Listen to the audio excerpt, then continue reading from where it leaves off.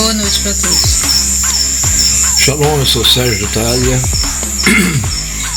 Estamos aqui reunidos, eu e minha esposa, para que nós possamos conversar um pouquinho, a respeito dos pães ázimos, Fala em hebraico. Hag Hamatzot. Isso. Então, hoje já é o segundo dia, Sim. Pães ázimos. Nós tivemos na quarta-feira até o pôr do sol, Nós tivemos nosso Shabbat, que terminou com a feitura do cordeiro, o qual nós até umas 7 horas da noite já estava pronto. E então passamos para o dia seguinte, que era o Shabat, aliás, desculpem, o Shabat não era no primeiro dia. Aí sim, entramos no Shabat e primeiro dia de pães ázimos, isso não é uma criação nem dela nem minha, Sim. Pode falar. Na verdade, essa solenidade, tanto do Pêssego quanto a dos pães ázimos, é para que lembremos da saída do Egito, como Yahweh tirou o povo dele da escravidão do Egito. Desde o livramento com o sangue no umbral das portas, que é o caso do Pêssego, que significa passar por, que livrou o povo do anjo da morte, onde tinha o sangue nos umbrais das portas, e depois entrando nos ázimos, que é o pão de aflição, que é o pão feito às pressas. Por quê? Porque eles estavam saindo de lá às pressas e com muita aflição. Tanto que... E aí não é possível fermentar o pão, Isso. Tanto que eles estavam vestidos já para a viagem, desde antes de iniciar o dia, do Pessah, ou o dia do Shabat, que seria o primeiro dia de pães ázimos, eles já estavam vestidos, prontos para sair. Sim. Mas eles não podiam sair até o pôr do sol daquele dia. Aliás, o pôr do sol. Porque eles não poderiam viajar no Shabat. A gente vê hoje, as pessoas indo para cá e para lá, e para ir na Beit tal, não sei o quê. Outro dia um rapaz me falou que pegou um avião no sábado, ele guarda no sábado, para ir até Brasília para poder ser circuncidado. Eu dei risada, mas tudo bem. Pelo menos ele é circuncidado hoje. Tem muita gente aí que nem se deu trabalho, de fazer isso. Mas pode-se dizer que foi ele, para cumprir uma lei, ele pecou, Entendem? Porque ele foi durante o Shabat. É que antes dele ser circuncidado, ele não era nem considerado do povo. Então, eu não sei se ele cometeu um pecado para cumprir uma lei. Além do que era um sábado, E geralmente nossos Shabatos não caem no sábado. Mas vamos lá. Eliane, você falava a respeito, de que era para a gente relembrar, daquilo que o Pai fez pelo povo no Egito, que estava lá já há 430 anos, em cativeiro, eram escravos, Então me explica essa história, como é que isso conta, Porque na palavra está escrito que é para a gente contar para os nossos filhos para os nossos filhos, enfim, para relembrar o feito do Pai. Então, como está escrito na própria lei, aos 10 do mês primeiro, do ano, depois que vira o ano, era para separar um cordeiro. E aí, no dia 14 à tarde, ou seja, antes de findar o dia 14, se prepararia esse cordeiro, tirando o seu sangue e passando no umbral das portas. E desta maneira, o povo seria livrado da última praga que Yahweh jogou sobre o Egito, que era a morte dos primogênitos. Então ele preservou o povo, né, que ele deixou essa ordenança que eles passassem, né, o sangue, para que lá falam como o anjo da morte, né, que passaria. Então ele saltaria as casas que tivessem o umbral da porta ungido com sangue, né, passado o sangue.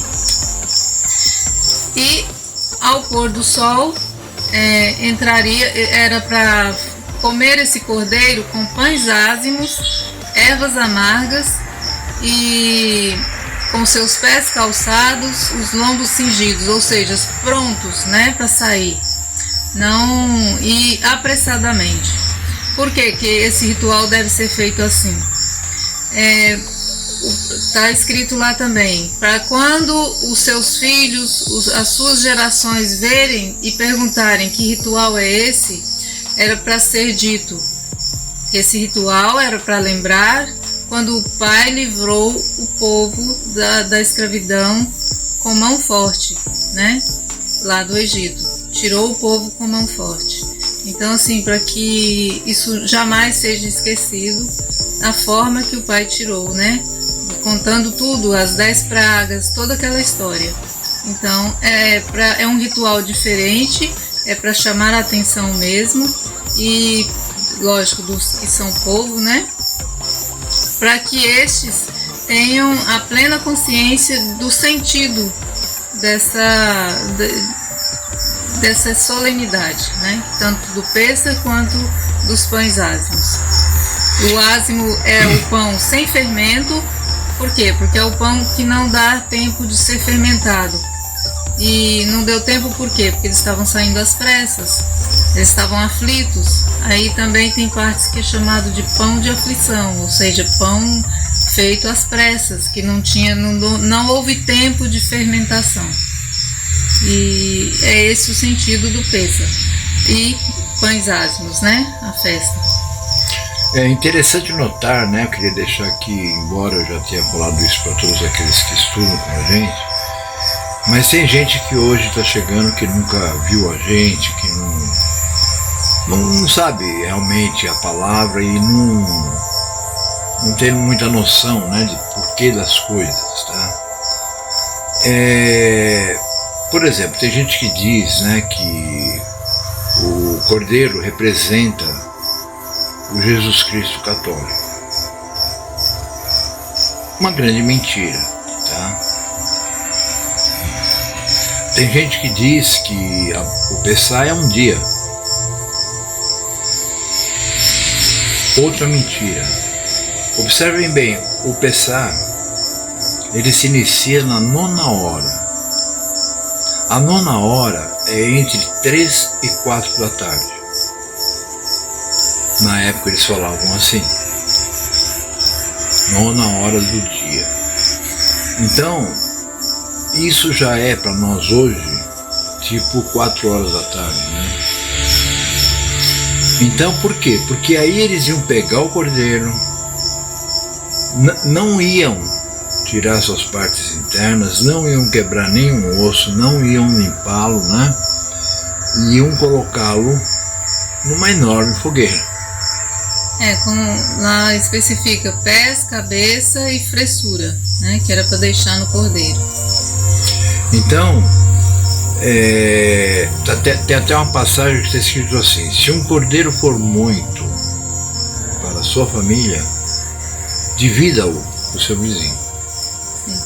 Quer dizer, em nenhum momento é demonstrado que era para eles estarem juntos em alguma assembleia, em alguma igreja, em algum lugar. Não, em suas casas. Inclusive no restante, né, que nós vemos a respeito disso, é como o Shabat está escrito: e será Shabá em todas as vossas residências. Né? O que eu quero chamar a atenção é o seguinte. A Eliane falou, né, que na verdade o próprio Yahweh, né, que estava agindo, né, e ceifando, né, a vida dos filhos, né, primogênitos de todos, que não tivesse passado sangue de cordeiro no batente da porta, né, no umbral. Ele, se tivessem filhos, o primogênito seria morto. Tanto dos animais quanto todos os primogênitos da terra do Egito foram mortos. Inclusive o filho de Faraó. Com exceção do povo que tinha a marca do sangue do cordeiro. Que na grande maioria era o povo dos hebreus, né? Sim. Então, o que acontece? Eu digo maioria porque nós sabemos que saiu um molho de gente, né? Tinham outros escravos no Egito e saíram juntos, né? Acabando se tornando parte do povo, né? Então é interessante anotar o seguinte, que o Pessa é o ato de matar o cordeiro, pendurá-lo, tirar todo o sangue dele, assá-lo no fogo, não é forno, não é micro-ondas, não é nada disso, assá-lo no fogo, aí vai se pôr o sol, vamos entrar no Shabat, e esse cordeiro vai servir para o primeiro dia dos pães ázimos, que é no Shabat. Na parte escura, que seria logo após, né, sacrificar o cordeiro, nós iremos então nos alimentar da carne do cordeiro, iremos nos alimentar de ervas verdes, né, mais amargas, e os tais pães que a Eliane acabou de falar, que são os mesmos pães da preposição depois entre os sacerdotes, enfim, que é aquele pão não levedado. E tudo que você tiver dentro de sua casa, né, que contenha levedo, você tem que jogar fora. Isso por quê? Porque qualquer que comer pão levedado será extirpado do povo, ou seja, que a pessoa vai ser destruída. Então, não podia ter nenhum levedo, peguei distraído, não, esqueci e comi o pão levedado, né? Então, para que isso não acontecesse, tem que, até hoje, até os dias de hoje, porque a lei diz, por suas gerações, né, isso deve ser feito, então tem que se tirar tudo que é levedado de dentro de casa. Levedado é tudo que fermenta, tá, gente? Então, veja, é um pão muito gostoso, né? Ele é leve, ele é gostoso, e alimenta, né? Então, o pão mais a carne de cordeiro, mais as ervas, né, são um bom alimento, tá? Agora, é interessante também notar aqui que, por exemplo, em qualquer Shabat, as pessoas não devem acender fogo, né? Está escrito na palavra que não haveria fogo em nenhuma das vossas residências. Quer dizer, por aí cai abaixo aquele negócio todo de no começo do Shabat, quando a noitinha e tal, vai lá numa igreja, acende vela, isso é coisa de macumbeiro, tá? Não tem que acender vela nenhuma. Eles fazem isso porque dizem que o templo tem uma luz de azeite, né? Sempre acesa. Mas veja, não compare as festividades que são para ser feitas nos lares com o templo. O templo levita não era um templo onde as pessoas iam para se reunir. Era um templo onde as pessoas iam para entregar os animaizinhos, os quais iam ser sacrificados para que a pessoa limpasse seus pecados. Percebem? Eles não iam lá para ouvir qualquer palavra. E observem ainda mais um exemplo, né? O próprio Machia entrou com os outros 12 e arrebentaram todas as barraquinhas que haviam, né, na entrada do templo, vendendo, por exemplo, cordeirinho, vendendo pombinha, vendendo os animaizinhos, né? E outras coisas mais, né? Com certeza, badulaques para pendurar, né? Todas essas coisinhas, né? Então, o Hamashia derrubou tudo, quebrou tudo. Ele e os 12. E não existe um relato que diga que aquelas pessoas tenham se rebelado. Por quê? Porque ele tinha autoridade. Ninguém teve coragem, né, de se levantar contra. Porque senão teria sido uma guerra, né, e não um ato que ocorreu. Mas voltando, né? Então aí, observe que interessante. No Shabat nós não cozinhamos, né? Nós preparamos toda a alimentação num dia antes do Shabat. Nós chamamos até do dia da preparação, tá? Que é preparar, por exemplo, comidas que possam ser comidas frias, porque como não podemos fazer fogo, nós não vamos esquentá-las, para que possamos ter algum alimento, né? Embora eu acho assim, um absurdo, né? Tem gente que, eu não consigo não almoçar. Então venha, não participe. Você não é. É que assim, almoçar para mim é comer alguma coisa, né? Aí as pessoas pensam, logo almoço, pensam numa refeição mais robusta, pesada, né? Com vários tipos de alimentos que elas estão acostumadas a servir no almoço. Então assim, o almoço pode ser uma torta, uma salada, depende do que você entende por almoço. Para mim, almoço está mais ligado ao horário do que ao que se come, né?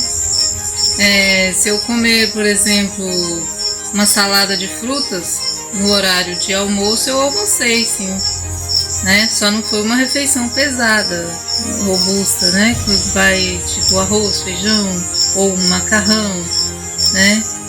E assim por diante. Então, isso por quê? Porque na lei, capítulo 23 de Levítico, capítulo 23, versículo de 3 a 6, vocês vão ver que fala sobre o Shabat.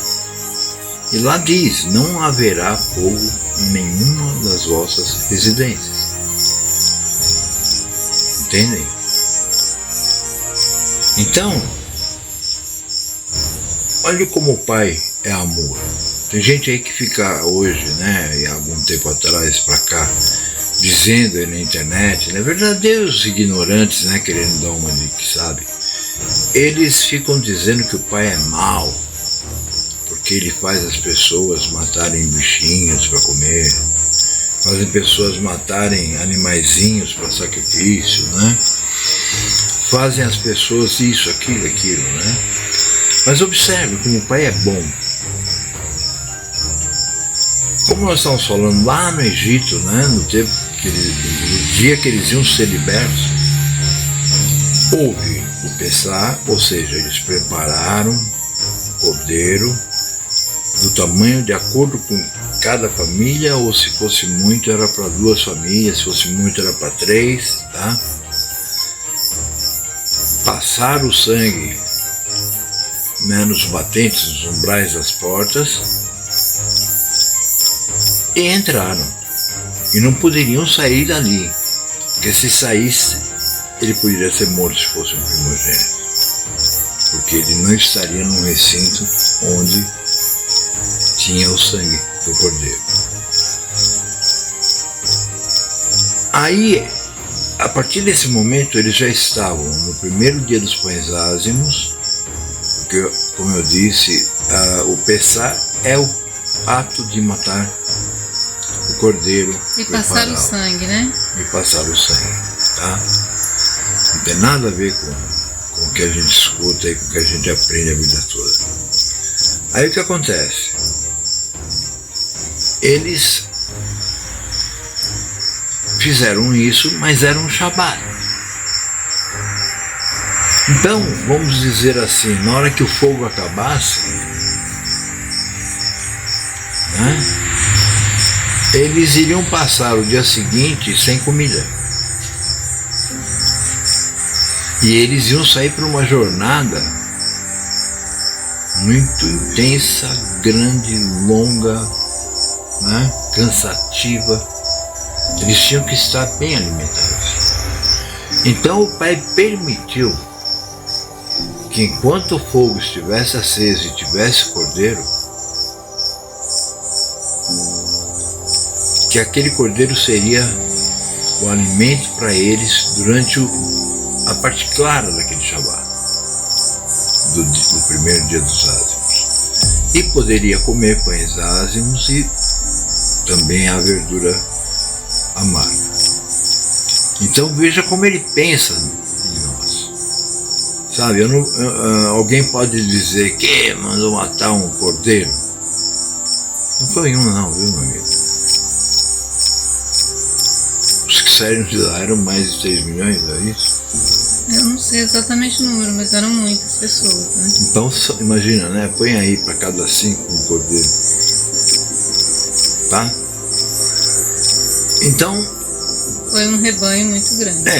E nesse dia, que era o dia da preparação, vamos dizer, do cordeiro, durante a manhã até a hora de preparar o cordeiro, as mulheres saíram visitando as casas vizinhas, onde moravam pessoas até egípcias, né? Dos egípcios. E pedindo coisas. E lhes foi dado joias, ouro. É porque queriam que fosse embora, né? Não, eles queriam se livrar. Tipo, pagou para que saíssem. Mas na verdade isso já era, vamos dizer, o Pai fazendo com que eles ajuntassem material bom, não para vender, né? Não, mas material bom para quando chegassem lá no Sinai, começassem já a construir um templo de pano e fabricar os utensílios, que eram todos de ouro, prata, coisas, né?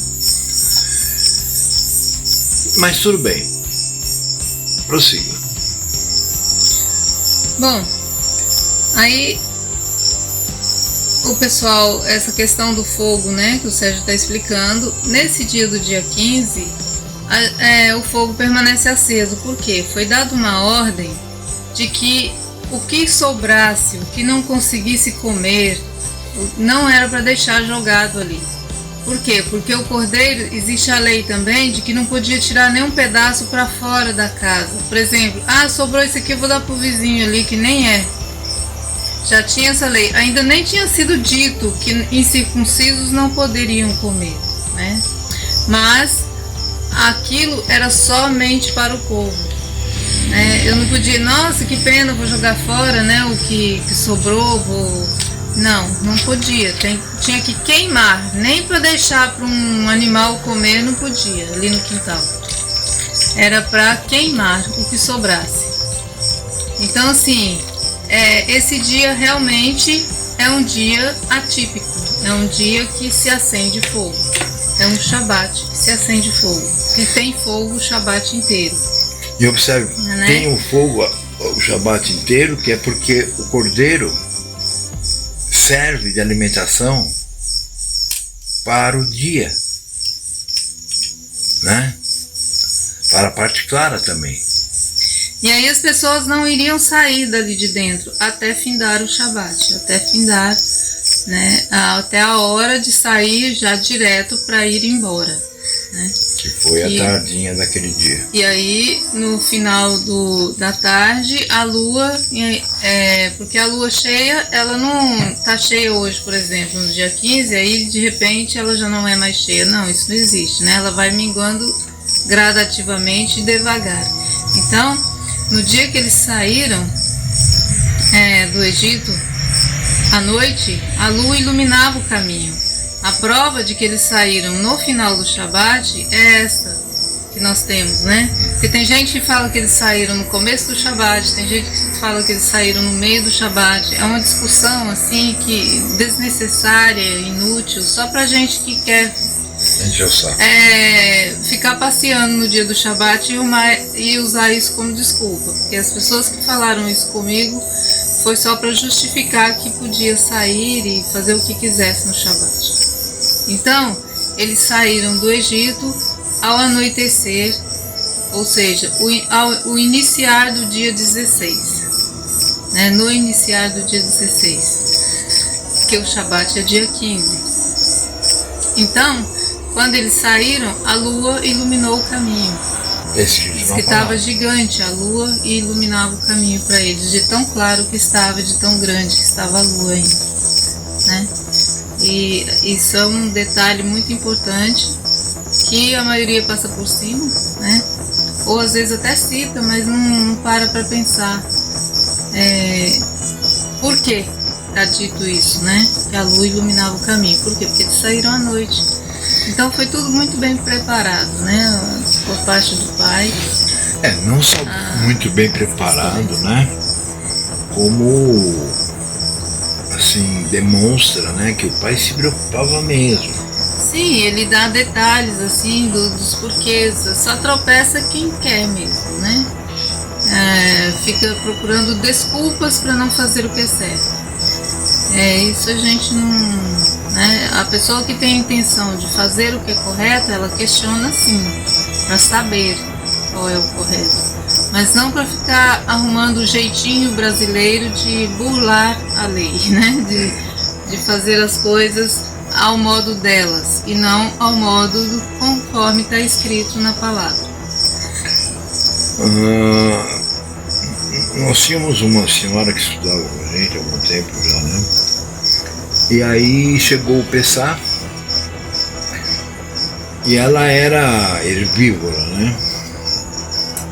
Sim, ela era vegetariana, que eles falam, né? Não come carne de espécie nenhuma. Ela passava. Então, ela virou para mim, primeiro acho que para Eliane, e disse que ela não comeria carne, não é isso? Uhum. Então vocês imaginem, né? Aí ela veio conversar comigo. Como é que eu faço? Eu não como carne. Eu falei, por que você não come? Aqueles papinhos, né, de por que matar o animal, blá blá blá blá blá blá. Eu falei, veja bem, essa lei quem deu foi quem criou os animais. Foi quem te criou. Você acha que aquilo que os homens inventaram, tipo na Índia, né, morrendo de fome e as vacas passeando? Eu falei, vocês acham que isso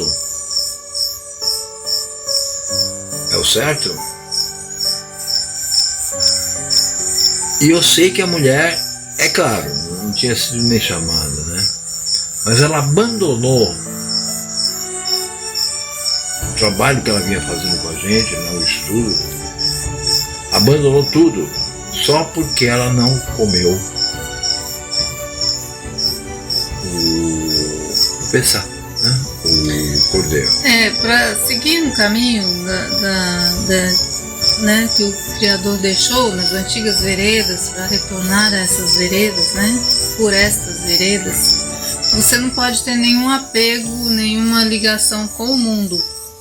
Se você tem ligações com o mundo, dessa natureza, das coisas que você aprendeu do mundo, ou seja, do sistema, porque o ser humano é assim, as coisas foram piorando porque o pai fez assim, né?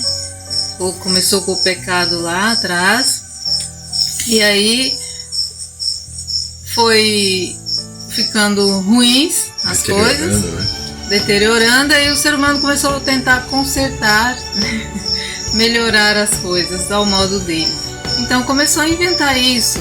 Ah, porque é isso que está causando a morte. Ah, porque é isso que está matando todo mundo. Ah, porque é isso que está causando tal doença. Realmente, são essas coisas que estão causando, mas eles não podem dar um jeito. Então assim, se eu for me apegar, deixar de fazer uma lei, porque eu estou apegada a uma lei dos homens, a uma regrinha que um cientista criou, um sábio, segundo o homem, né, a sabedoria do homem que inventou aquilo, porque acha que vai ser melhor, né, porque é muito melhor, não sei o quê, e deixa de cumprir a lei. Aí você já era, né? Porque o que mantém a gente vivo, o que determina viver ou morrer, é o Criador. Não adianta, às vezes a pessoa tá super saudável, malhada, bombada, tudo arrumadinho, tá perfeita a pessoa, né? Aí de repente ela morre, tem um súbito, ou é atropelada na rua. E aí, a saúde extrema dele resolveu o quê? Né? Tudo bem, a gente não vai fazer o que você sabe que vai, né? Eu vou pegar o martelo e dar no meu dedo propositadamente, vou quebrar meu dedo. A gente não vai fazer isso. Ou eu sei que aquele tal vegetal ali é um veneno, eu não vou lá comer aquilo, né?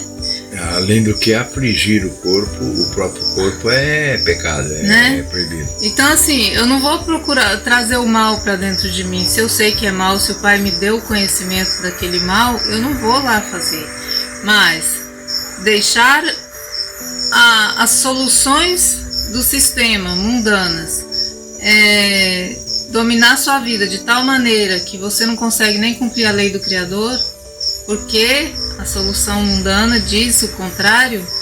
Então, né, a gente tem que lembrar sempre que o mundo, o sistema conspira contra a lei do Criador. Então só compreende essa lei quando o Pai dá. Tudo bem, o sistema foi ele que deixou tudo assim, porque a criação não está terminada, está tudo em andamento ainda. Isso é o plano dele. Porém, aqueles a quem ele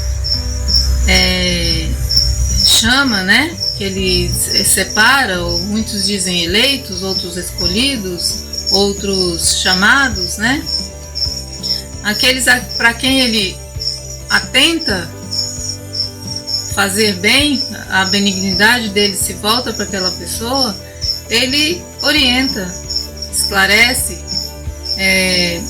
mostra, né, e assim a gente caminha. Então não podemos deixar que o mundo nos guie. Então o que acontece? Aí então nós aprendemos o que é o Pessah, o que é os pães ázimos.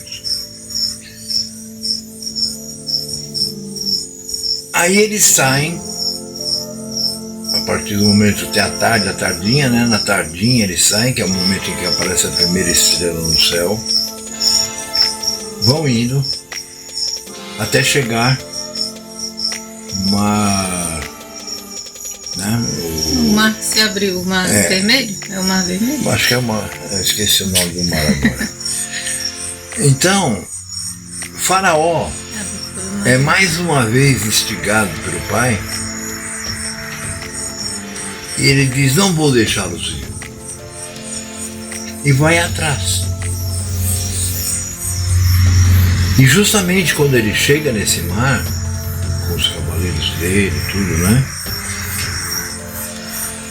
Moshe já tinha, né? Que era a única saída que eles tinham dali.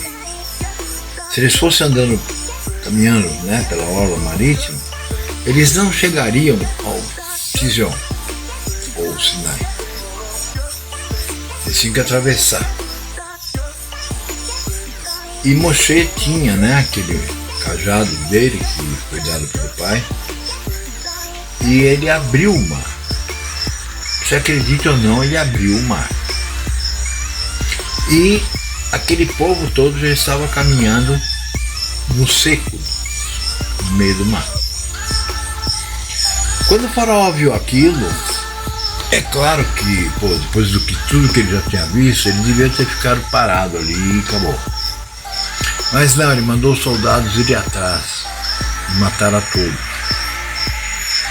Mas ele ficou sobre uma pedra na praia, observando. Ele não entrou. E de repente, quando o último israelita chegava do outro lado, o mar fechou-se. E então o faraó viu seu exército todo morto, afogado. Eu sei que tem gente, né, que eu falo sobre essa coisa toda, né, que olham pra mim assim, tipo, por que esse cara tá falando isso hoje se nós estamos na graça? Veja, meus irmãos, é porque não estamos em graça nenhuma. Aí, ó. A uns 150 metros aqui tem uma igrejinha, Assembleia de Deus. Olha o que eles sabem fazer. Atrapalhar a nossa gravação, né? Isso quando eu não fico gritando em línguas, mas tudo bem. Eu vou pôr música no vídeo, talvez suma. Então, vejam, eles aprenderam isso do pai. Mesmo assim, quando chegaram ao monte, foi dado a eles a ordem de sempre fazerem o Pessah e também os pães ázimos. Só que esses pães ázimos, ele dura até o outro Shabbat. Ou seja, são 7 dias. No sexto dia termina e aí vem o Shabbat de novo. Porque como ele inicia no dia 15, então são 7 dias comendo pães ázimos. Então no dia 22. No sexto dia de trabalho, que seria, né?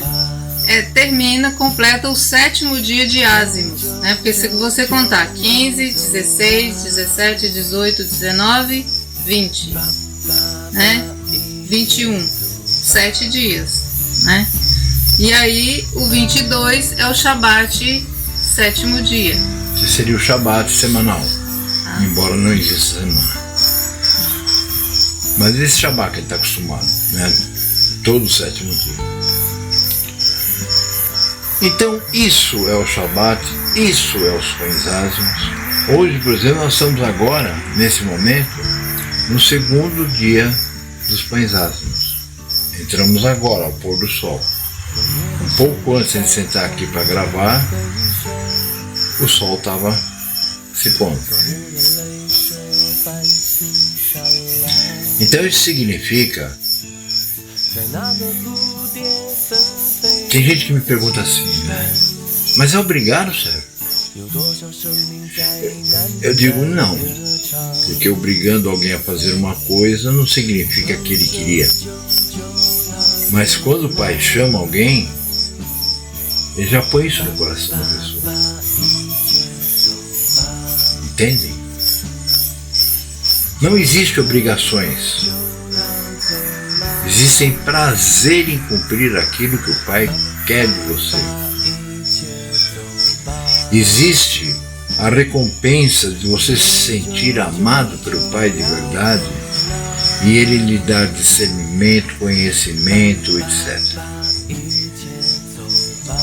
Tem muita gente que fala assim, mas se eu não fizer essas coisas todas, eu não vou herdar, né, a herança.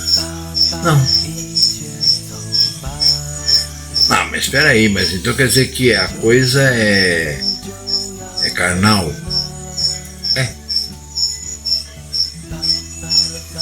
Não, porque a graça é sobrenatural. Sim, a graça é sobrenatural porque ela nem existe. ela é uma deusa, né, que ela se transforma em 3. É um mito. Um mito grego, né? E os caras ainda têm coragem de falsificar lá na palavra e colocar que Shaul disse: pela graça sereis salvos. Quem repete isso está dizendo que será salvo por uma daquelas 3 virgens lá que são irmãs. Deusas. Então, observe que eles atravessaram o mar, morreu todo o exército de Faraó, eles chegaram até o Tizion. Tem uma tribo, né, que não permitiu eles passarem. É uma das tribos, mas não sei se são os filhos de Esaú, não sei se são os filhos de Edom, alguma coisa assim. No caminho, quando eles tinham que passar no meio do povo, como a fama correu longe do que o Criador estava fazendo para proteger aquele povo, né? Então eles temeram e não permitiu que eles passassem dentro das terras, né? Entre o povo deles. E esse povo foi castigado, mas na frente tem relatos, né, sobre isso. Então vejam bem, aí chegaram lá, perante, de fronte, né, ao Monte Tizion, o Monte Sinai, onde Moshe tinha se encontrado a primeira vez com Yahweh. Yahweh tinha lhe dado essa missão, ele não quis, mas Yahweh é persuasivo, e ele foi, e a cumpriu perfeitamente. Então, meus irmãos, daí para frente já é uma outra história, né? Que é um momento onde então existe a ira do pai sobre os seus filhos ali, morrem centenas de milhares, porque eles começam a adorar um cordeiro de ouro, né? Um bezerro de ouro.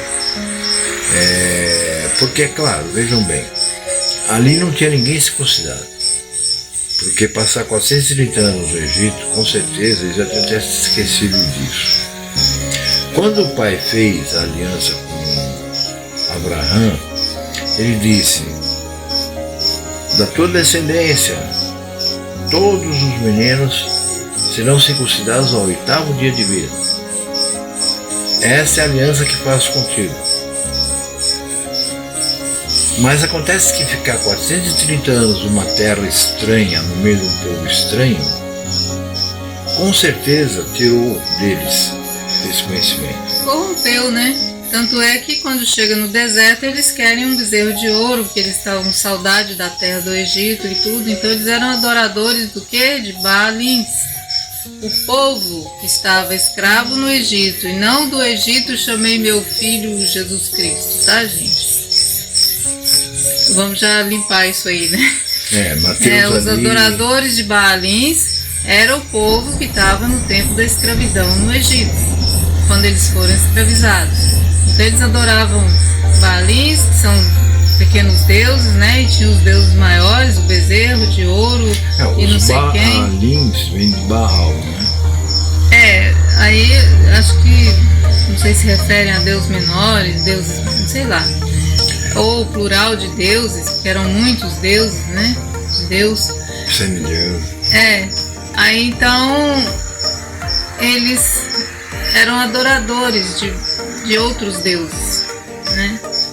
E com certeza esqueceram o que o pai falou para eles, o que foi ensinado antes, como é que fala? A aliança feita com Abraão. Alguns deviam lembrar, mas no meio daquela bagunça, para vocês terem uma ideia, Arão, que ficou com eles aguardando que Moshe descesse do monte, que ele foi receber ficou lá 40 dias, aí eles falaram, porque Moshe não vai voltar mais, porque não sei o quê, pega o ouro que nós temos e faça um bezerro. E Arão ficou sem saber o que fazer, né? Porque foi pressionado pelo povo. Lá a história deixa bem claro isso. Ele foi pressionado pelo povo que eles queriam o bezerro de ouro. Que já estava brigando, que melhor era no Egito, que lá eles tinham comida à vontade, tinha água, tinha não sei o quê. E só reclamava. Aí Arão fez o bezerro que eles queriam. Por quê? Porque eles estavam acostumados a isso lá. Eles não estavam acostumados a cumprir a lei do Criador, né? Eles nem conheciam. Lembre-se que os 10 mandamentos, que foi as 2 pedras, foram os primeiros 10, as 10 leis, né, que Moshe apresentou ao povo. Está escrito: lembra-te do dia de Shabat. Lembra-te. Por quê? Porque eles não lembravam mais disso. Ou seja, nesses anos todos que passaram no Egito, eles não guardavam o Shabat. Então lembra-te. E aí Moshe, no dia seguinte, inclusive Moshe falou que quando o pai avisa ele que ia matar todo o povo, ele diz: não, mate a mim então. Aí o pai, em consideração a isso, matou só 100 pessoas. Então, a gente vê que os que estavam mais envolvidos, vamos dizer, na trama, né? Ali foi onde foi escolhida a tribo de Levi para ser o sacerdócio, né? Para sair deles. Por causa dessa confusão toda. Foram os únicos que não foram lá adorar o bezerro. E que levantou e botou a espada e cortou o pescoço de quem adorou. Porque na verdade, quando o pai tirou o povo do Egito, chamou para ser Kadosh. E Kadosh significa separado. E quem é separado é para que ele leve o nome do pai, para que ele faça com que o pai se torne conhecido e para a glória do pai. Refletir, né? Tá? Então todos que estavam ali seriam Kadosh. É claro que não tem que aprender, né? Não é assim.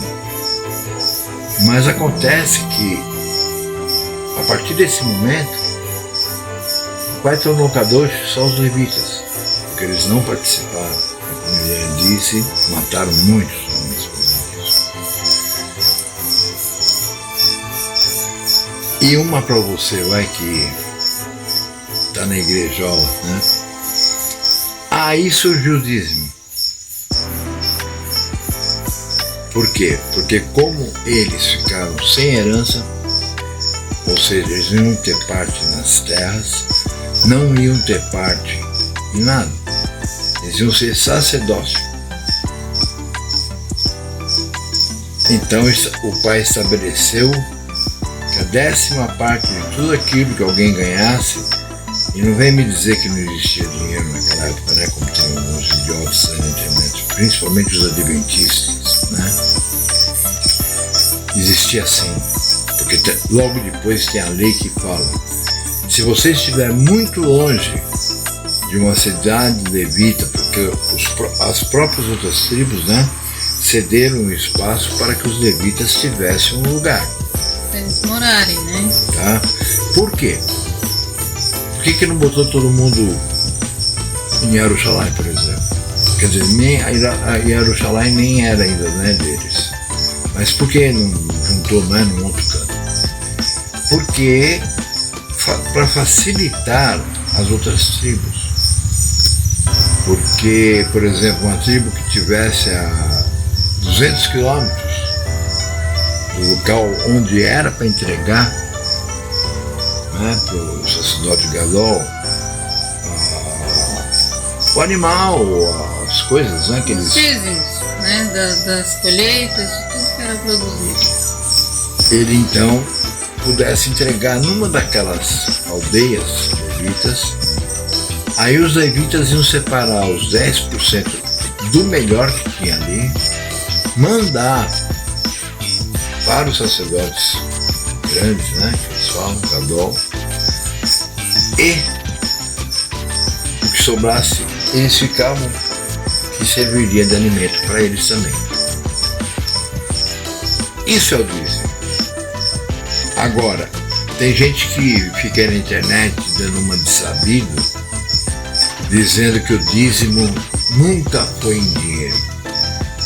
Observe que na continuação dessa explicação do Pai, por intermédio de Moshe, ele diz assim: e se você estiver muito distante, que não dei para você entregar, venda, compre o que você quiser, inclusive bebida forte, e se divirta com a sua família. Ou seja, comprar com o quê? É claro que já existia dinheiro. Quer dizer que todo mundo tinha que ser agricultor ou criador de gado? Não. Tinha muita gente que trabalhava em outras coisas. Os soldados, por exemplo. O soldado não plantava, o soldado não criava gado, mas dava o soldo. Aliás, recebia um soldo e daquele soldo ele pagava o seu dízimo. Entendem? As pessoas têm que entender que não é só de dinheiro que se vive, mas também não é só de alimento. Por exemplo, isso que os Estados Unidos começou a implantar na segunda-feira passada, que não vai mais haver dinheiro, vai comprovar o que o país diz. Porque, por um lado, vai ser, a gente sabe que, por um lado, aqueles homens iluminatis estão pensando que isso é para que eles fiquem sendo o governo único, unificando, né? Eles querem uma moeda só para o mundo inteiro, que não vai acontecer nunca. Esses líderes dos países, principalmente os grandes, né, dos países mais desenvolvidos, né, eles são loucos por poder. Qual deles vai dar o lugar dele para um homem que vai governar o mundo? Ninguém. Nem o nosso idiota aí, o Lula. Que é isso? Então, tudo isso é um plano, e aí sim, não vai existir dinheiro. Vai ser tudo digitalizado. Mas aí acabou, né? Subiu o morro para pegar maconha. Acabou, né? Os grandes cartéis vendendo droga para outros países. Porque todo esse dinheiro vai ter que estar no banco. E não é dinheiro mais, são números. E se você passar uma quantia, vamos supor, de 5 milhões, sei lá como é que vai chamar o dinheiro, né? Para determinada pessoa, vai aparecer na conta da pessoa. E na hora que a pessoa for prestar, né, declarações de renda, essas coisas todas, de onde veio esse dinheiro? O que você fez com ele quando você gastou? Então vai reduzir o tráfego, por isso que a maioria dos esquerdistas do mundo estão lutando pela liberação das drogas. Há pouco tempo atrás eu vi o presidente da Bolívia na ONU fazendo um discurso pró-liberação das drogas. Pode ser que você olhe para mim agora e diga, nossa, esse sujeito está fazendo umas coisas.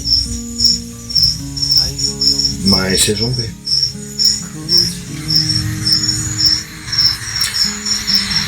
Eu falo disso há muito tempo, né? Porque eu sabia que isso ia chegar, porque assim é a profecia.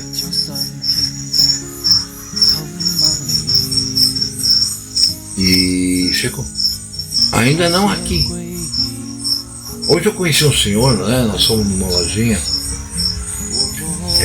comprar uns baldes, né? Que a irmã Ana queria. E eu fiquei conversando com o senhor, porque quando eu tenho assim, eu olho para um determinado tipo de pessoa, eu acabo questionando ela sobre os acontecimentos mundiais dos últimos anos. E eu achei interessante porque os olhinhos dele brilhou assim, né? O filho dele que estava no outro balcão começou a olhar pra gente assim com uma cara meio feia. Aí, num determinado momento, eu falei sobre o reset, né? E aí, o senhor falou assim, não, eu sei disso sim, tá? Eu tô sabendo. Porque eu elogiei ele porque ele tinha Pix, ele tinha cartão, né? Porque a pessoa que não tiver um Pix, cartão com Pix ou cartão para fazer pelo menos débito direto, assim um débito, uma compra à vista, né? Ele não vai sobreviver. Porque não vai ter mais moeda. Aí esse senhor falou, não, é isso aí. Então eu falei, então, isso é a profecia bíblica. Aí o filho dele já me olhou sorrindo. Deve ser cristão, né? E olhou pro pai assim, tipo, né? Aí o pai virou e falou, não, por isso. Eu peguei e olhei para ele e falei, mas isso quem disse foi Allan Kardec, né? Aí o pai deu um sorriso mais bonito ainda, né? Por quê? Porque eu, antes de ser um servidor do verdadeiro pai, eu também estudei. Eu li todos os livros de Allan Kardec. E na hora que ele falou certas coisas, né, da Gênese, não Gênesis, eu no ato virei e falei, bom, você está falando de Kardec, né? E ao mesmo tempo eu descobri que Kardec também pregava esse tipo de coisa. É claro, ele fez o Evangelho segundo Allan Kardec e na verdade é uma cópia de evangelhos modificados, né? Então ele tinha consciência do que ia acontecer. Mas só ter consciência não adianta, entendeu, meu irmão? Você que está ouvindo, eu e minha esposa aqui hoje, você pode até dizer, pô, agora eu sei isso. Tá, saber algo não significa que você esteja praticando esse algo, para começar. Saber algo pode ser até uma faca de dois gumes para você. Porque aquele que estiver na ignorância terá uma segunda chance na segunda ressurreição. Mas aí ele não vai ser julgado pela lei do Pai, ele vai ser julgado pelos seus próprios atos em vida. Agora, se você já sabe de alguma coisa, mas não cumpre, se você de repente foi chamado pelo Pai, mas ele não te chamou com tanto afinco assim, a ponto de você se tornar um servo, né? Praticante de todas as leis do Pai, você é joio. Entende? O joio está escrito na palavra, né? E Yahushua HaMashiach diz que o joio seria tão parecido, né, com os escolhidos, ou com o trigo no caso, que muita gente pensaria que o joio era trigo. Entendem? Porque eles têm um conhecimento, eles têm uma visão, eles só não têm um chamado forte, um chamado que os leve a praticar todos os dias a vida como o Pai quer que a gente pratique. Eliane, essas considerações finais. Bom, gente, aí está um pequeno resumo, né, do que significado de uma das leis do Criador. porque não vai levando, como o Sérgio falou, não é fazer se quiser, tá? É uma determinação, aquele que é chamado, aquele que é servo, tem que fazer, tá? Porque não é uma opção, né? Você não pode escolher fazer ou não, você pode até deixar de fazer, porém, aquele que não pratica está fora, tá? Qualquer mandamento do Criador, se você não pratica, você não faz parte, simplesmente, né? E assim ele mesmo diz isso na Escritura, né? Que você precisa para estar dentro, você tem que participar, você tem que fazer parte, né? Participando, não é só dizer eu sou. E como uma vez o Sérgio perguntou para um rapaz, ele falou, eu sou kardecista. Ele falou, quantos livros você já leu de Allan Kardec? Ele, nenhum. Ou seja, ele era kardecista só de ouvir alguém dizer, ele não sabia nem o que Kardec pregava direito. Nessa época a gente ainda era cristão. É porque as pessoas tinham mania de dizer, eu sou espírita, né? Espírita segundo quem? Chico Xavier, não sei o quê. Aí, eu sou kardecista, tá. E o que você sabe sobre ele? Nada. Aí né? Eu dei um sermão em cima dele de mais de hora, né? Então, a mesma coisa isso se aplica à palavra diabo. Você tem que conhecer para quê? Só para saber? Não, para praticar, colocar em prática os ensinos. Para você também fazer parte disso. E não quer dizer que quem pratica já está salvo, eu já sou, né? O meu lugar está garantido, minha cadeira. Não é bem assim, tá? Isso aí quem sabe é o Pai. Porque é Ele que chama, é Ele que orienta, é Ele que dá. Muitas vezes a gente vê, não podemos esquecer que existe o joio, né? No meio do trigo. Esse joio são pessoas que praticam, aparentemente está fazendo tudo certinho, mas em algum momento, né, vai ter alguma coisa muito errada. E assim por diante. Então, vamos prestar atenção nisso. Essa história aí é para ser contada, e para você contar você tem que fazer, né? Se é para lembrar, é para praticar, porque senão como você vai ensinar para os teus filhos, para os teus netos, né? O que se fala na palavra para vossas gerações, é porque é para ser passado, e você não passa as coisas só de boca. As pessoas veem muito mais os teus atos do que as tuas palavras. Elas têm muito mais facilidade de observar atos do que palavras, tá? Às vezes você pode repetir 10.000 vezes uma coisa na orelha da pessoa.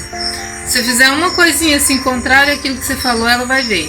Mas o resto, ela não vai nem lembrar do que você falou. Mas o teu ato vai ficar marcado. Então é assim que funciona.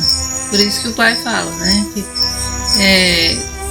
faça, e quando lhe perguntarem sobre esse ritual, aí você conta a história toda, né, do porquê daquele ritual, que é para ser lembrado, né, de como o Criador tirou o povo da escravidão do Egito com mão forte, né? Por que com mão forte? Porque foram 10 pragas, foram um milagre atrás do outro, mar se abrindo, enfim, né? Foram coisas assim que nós não estamos acostumados a ver isso.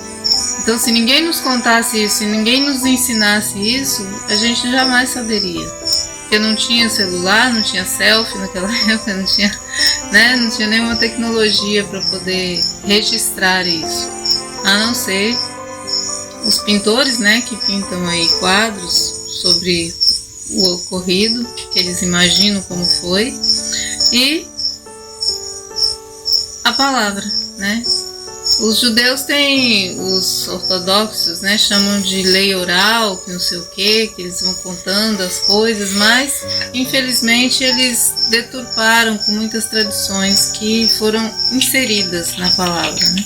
Isso então, já muito antes de Hamashia nascer, né? Porque Hamashia falava com a vossa tradição, invalidais a palavra escrita do Pai. Então, assim, cuidado com essas pessoas que estão aí muito evidentes, né, muito paramentadas, se dizendo, né, povo de Yahweh. Muito cuidado com isso, tá? Somente aqueles que falam Hashem. Observa o que é palavra do Criador, o que é lei, o que é a escritura e o que eles praticam. Ultimamente está muito visível, tá? Pelo menos, né? O que a gente tem visto está assim bem visível, mas para aquele que sabe, conhece a lei. Então, para isso você precisa conhecer, tá? Não é ficar estudando Zohar, Talmud e outros livros, não. É a Torá. Busque pela Torá que vocês vão saber, né, a lei. E assim por diante. E no mais é o que a gente pode fazer, né? Aqui é contar a história, né, conforme o Pai pediu. Bom, então eu me despeço desejando ótimos mais 5 dias, né, de pães ázimos, onde nesses 5 dias nós comemos comida, tá? Assim, arroz, feijão, o que você quiser, mas nada que seja levedado, tá? O pão, por exemplo, é o ázimo, é aquele que a gente faz no dia do Pessah. Farinha, água, azeite, tá? Só, não se põe fermento e nem deixa levedar naturalmente. Você amassa, mistura os ingredientes para ficar homogêneos ali, já abre a massa e já faz aquele pãozinho redondinho, né? Aquela, tipo uma panquequinha. Então, e cozinha já de imediato, porque se você deixar ele ali, a massa pronta de um dia para o outro, ele vai levedar, né? Quando está preparado, não, né? Depois de cozido, não. Tem gente que prepara o da semana toda, do período de 7 dias todo, né? Faz no primeiro dia e come aquele pão, deixa pronto. Eu não gosto, eu preparo todo dia, porque ele acaba endurecendo e fica difícil, né? Assim, então eu acho mais saboroso fazer todo dia e a gente come, né? Quentinho, macinho, né? Então fica mais gostoso. Mas quem não tem condição de estar fazendo essa disponibilidade, pode fazer, cozinhar, tá? Tem que assar ele na frigideira. A gente faz na frigideira para ficar mais macio. Porque se você puser no forno, ele endurece muito. Então põe bastante azeite, os temperinhos, ervas, se quiser pôr orégano, essas coisas, fica muito bom. A gente tem um vídeo, né? Ensinando o preparo. E aí faz o pãozinho assim. Mas quem não tem disponibilidade pode fazer, guardar na geladeira, depois na hora só dar uma esquentadinha, também fica perfeito. Bom, então novamente eu digo, tenham uma ótima noite, um ótimo segundo dia de pães ázimos. Nós ultrapassamos bastante a média de tempo hoje, mas espero que vocês gostem, né, do que foi dito, que vocês aprendam com isso.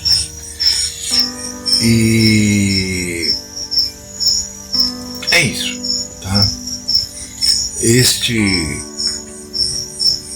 vídeo, esse podcast, né, no caso, ele não fará parte daquela sequência que eu estou criando, né, sobre as profecias, né? Nós vamos estar mais falando sobre a prática no dia a dia da vontade que há. Então, shalom. Shalom. Boa noite. Presta atenção.